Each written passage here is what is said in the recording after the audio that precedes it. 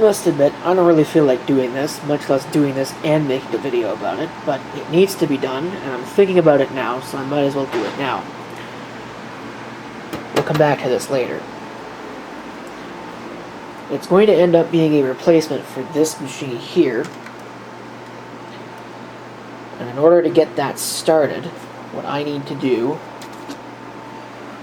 is I need to come into the machine. Oh my gosh. This is not easy to do, and the reason why this is not easy to do, I just shut it down like a total boss. But the reason why this isn't easy to do is because this machine does not work with the PS2 to USB adapter properly. And I've noticed some instability with it, so what I want to do here, this is a Dell, so F12 should be the key I need to push to get to a menu.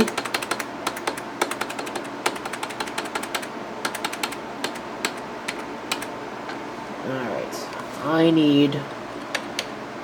Holy crap. Yeah, see? I need to PXE boot this.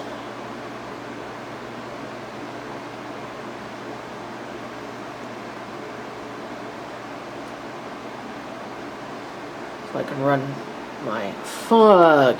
I need to register the machine. First, we'll do that. I mean, you've seen this before. Okay, I'm hopeful that this is going to work, but I have some questions at this point because this machine is using an mSATA drive, which is also why I can't just transfer it over to a new machine. That's why I have to do this. I'm hoping that fog is smart enough to see that drive. Say that because when it was doing the check-in, it picked up the 1 terabyte. I don't know where 10 terabyte came from, but it picked up the 1 terabyte data hard drive, so I unplugged that. It's not plugged in anymore. And hopefully this is going to work. I really kind of have my doubts.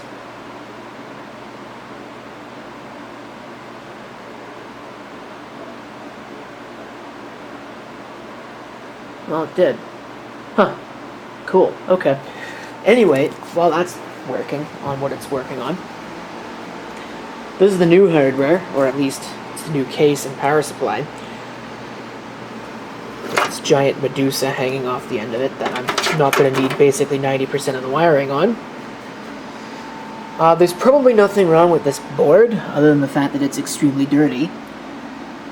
But it's older than that machine, and I'm trying to get newer hardware in here. It's also not very efficient. That's a second-gen Sandy Bridge i7. I don't need an i7, and I certainly don't need a Sandy Bridge i7, which is going to have a 95-watt TDP. That's a lot of power usage for nothing. Plus, I haven't had the world's best luck with these Intel DQ67SW motherboards. They're a darn sight better than the Q87M Asus ones, but I've certainly had a fair number of these do weird things. So I'm going to pull that out, and what I'm going to put in is this, which has been sitting around for basically ever.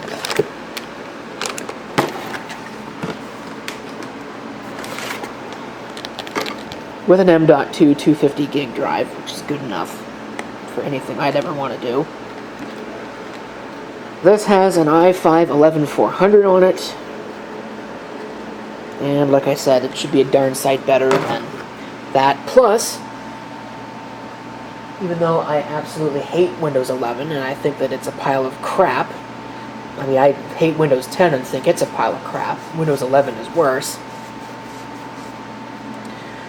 I need to keep that in mind because Windows 10 will be end of support pretty soon. Now, I was going to use the VGA, or just use this as is, but this isn't going to support legacy booting, and that over there is configured for legacy booting because it can't really be configured for anything else. I think it's new enough to have UEFI, but the UEFI stack is broken, like it is on, well, everything. It's just more broken on that. But because I have it laying around, and I've actually managed to lose it like a boss. Oh, here it is. I think I'm going to throw this in there.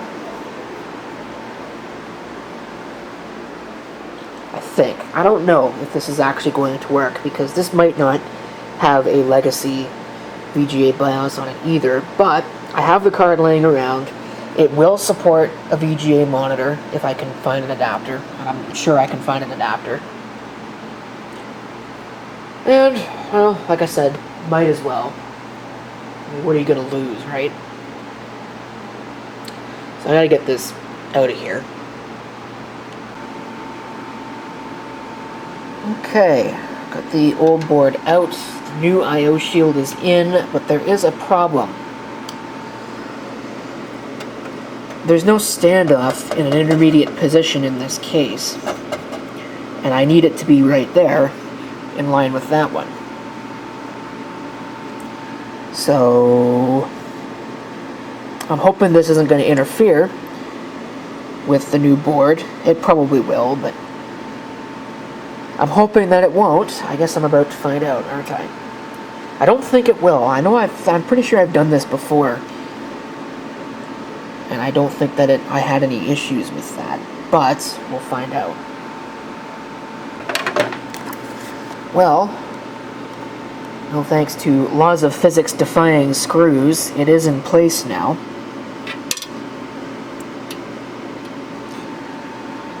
So, all that I have to do is plug in cabling. Guess I'll start with this. Put that in place, and we'll put in the rest of the cabling as well. Alright, there's the base system unit with everything plugged in. Now I gotta get the screws out of these, pull the covers, so that way I can insert the video card.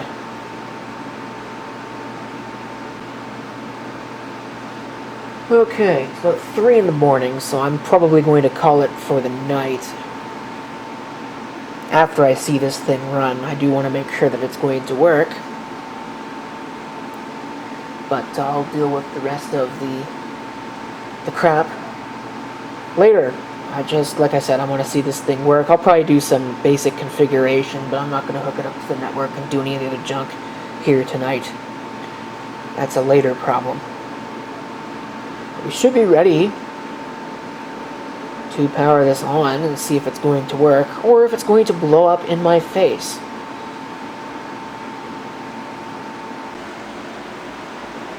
Okay, here it is, using the DVI. I hope it doesn't blow up. It'd be very nice if it didn't do that. Now we're on. It hasn't exploded. Like I said, that's nice of it. Getting set up here. Let's see. i5, 11400, 2.6 gigahertz, 16 gigs of RAM. I wish this case had a speaker, but it doesn't. I do have a speaker sitting around. I probably could add one if I really wanted to. But yeah, this is still running just some random Linux.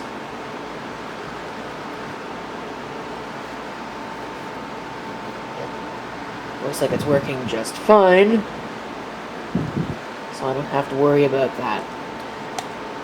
But it's late, so I'm going to go ahead and turn it off, and we'll come back to this later. Okay. Apparently, through some careful experimentation, I've discovered that this video card uses almost 30 watts just on its own. So I don't know about its presence. What'll probably end up happening is I'm going to convert this to UEFI and take that video card out. But I need it in order to make this work to start with. So I went ahead and I set all of my settings.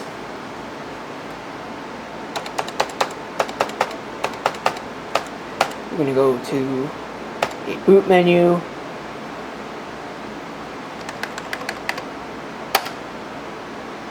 And we'll boot this thing.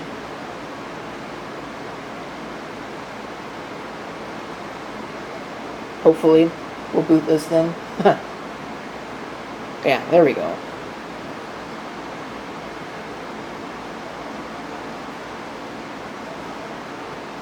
Alright, I want to perform a full registration. I suppose I don't have to do that, but I'm going to anyway, so that way if I ever need to make a change to this, I can. It's easy. When I get my next piece of hardware to put in here, I can just change it over. It's not a big deal. Alright.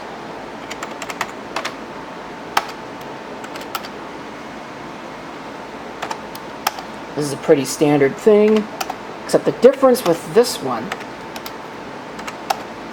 I don't need any of that.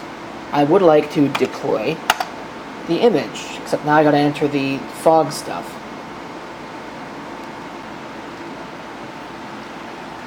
Okay, so it's figuring itself out. Okay, I did actually see the NVMe, that's good. So apparently it'll reboot.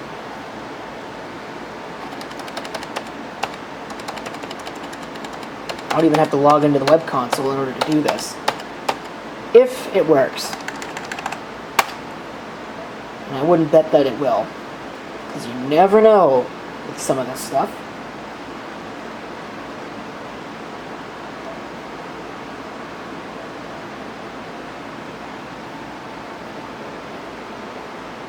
I used to get all kinds of comments all the time. Well, it doesn't work because you buy old crap.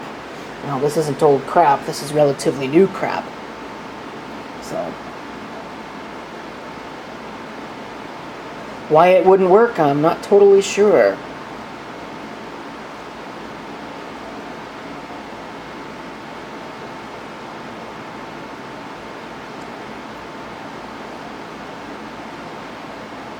Hopefully this does work. Yeah, it's going to the NVMe, so that's good. It shouldn't take that long either because it's NVMe.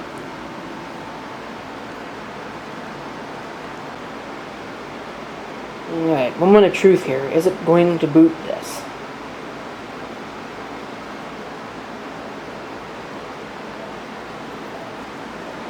Oh, there's activity.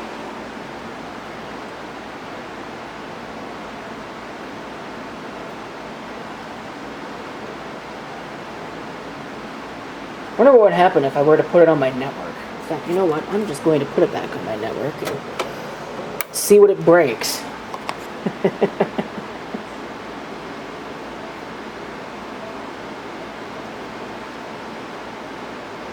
I'll almost certainly have to install updates and things, and the time is wrong. Well, I thought that was a little bit of a weird message to be getting until I realized that it's actually right. It's not on my network because it can't be on my network because the driver's not loaded. That's kind of interesting. I would have thought for sure that Windows 10 would have a driver for something like this, but I guess it doesn't. And there are some things that are messed up because my disks are wrong. I'm going to have to redo a whole bunch of stuff here. And I'm going to do that really before I do too much else. But I do want my network driver. That would be nice to have. Change the battery pack. How about I don't? That's an interesting installation. I guess it did. Yeah, there we go. Now it's on my network. Cool. So now things will break. We'll let it do that, and that should get the remainder of the drivers. I'm hoping that's going to get the remainder of the drivers. I don't care too much about the video driver. I mean, it would be nice to have, but I'm not too worried about it. Look at that power usage. Wow. Yeah, I think I'm going to want to pull that video card. But, oh well, for the time being, maybe we'll try and live without it. So we'll try and live with it, I should say.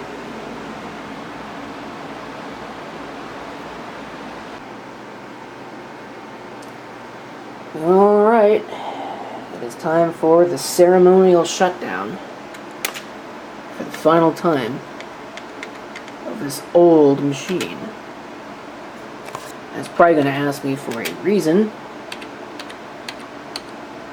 This is planned hardware installation. We'll call it that, and we'll let it turn itself off.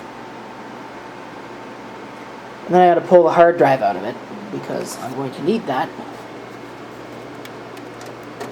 for the new system.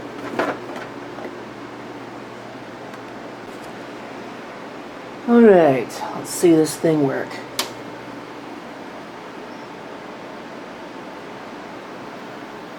Yes, I left the pair sticker on it. The good part about this is I no longer need to use this stupid adapter either. Which now hit the floor. I will be at some point converting this to UEFI and all the other fancy stuff that comes along with that. If only because, yeah, it would be kind of nice for it to run a supported operating system, even though Windows 10 sucks hard and Windows 11 sucks harder. Well, that's just the way it is. I'm not yet ready to move this box to Linux. So, although that might be coming at some point.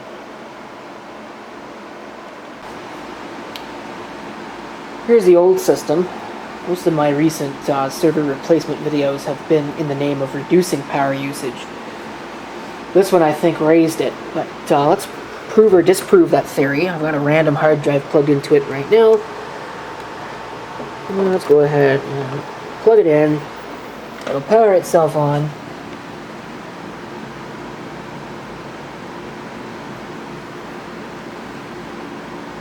Turn the monitor off. Whoops.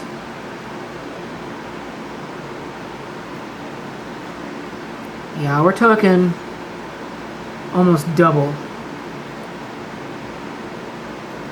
Well, maybe not. Depends when you look at it. But it's, yeah, it's definitely lower than the other box. So, as fun as it is to have a system with a video card in it, I don't believe it's going to be keeping it. The only reason why it really has it in there is because I needed it for the compatibility support module, so I could boot the legacy Windows without having to deal with all the stupid UEFI crap on this machine. I mentioned that earlier in the video, I think, but it's been a while since that part of the video. So, I'll put the cover back on this. I'm going to pull that out of it, obviously, but I'll put the cover back on this, and this is going to go out to storage. I don't know what I'm going to do with it going forward. But at some point in the future, this machine is going to be getting one of those USB 3.0 to 2.0 adapters, so I can plug my front panel USB ports back in, because I might want those back at some point. And probably at the same time as I do that, I'll change this thing over to UEFI and get rid of that video card. And then at some point in the future, even beyond that, this thing will get a Windows 11 downgrade. And yes, I said downgrade, and I meant downgrade. Just watch me get flamed in the comments for daring to say that. But it's the truth. But as soon as this is done, I've changed it. It's a new system now, and it is ready to go for whenever I want to perform these upgrades. Thanks for watching, and if you've got any comments, feel free to leave them below.